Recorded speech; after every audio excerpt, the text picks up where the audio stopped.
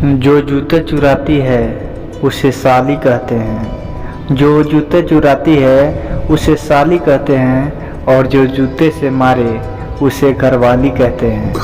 और जो जूते से मारे उसे घरवाली कहते हैं। No no no no.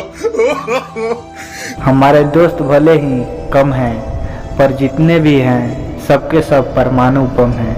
हमारे दोस्त भले ही कम हैं, पर जितने भी हैं सबके सब परमाणु बम हैं। No no no no.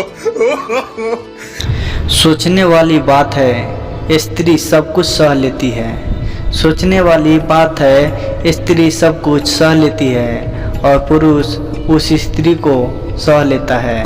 और पुरुष उस स्त्री को सह लेता है। तो बताओ महान कौन हुआ? तो बताओ महान कौन हुआ?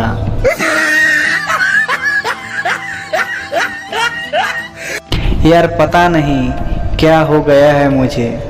यार पता नहीं क्या हो गया है मुझे।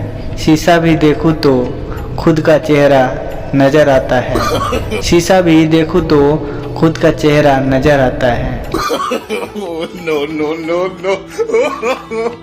बॉयज आप कितने भी पढ़े लिखे क्यों ना हो, बॉयज आप कितने भी पढ़े लिखे क्यों ना हो, बट अगर आपकी जीएफ ने बोल दिया कि आप समझ नहीं सकते तो मतलब समझ नहीं सकते, तो मतलब समझ नहीं सकते। No no no no.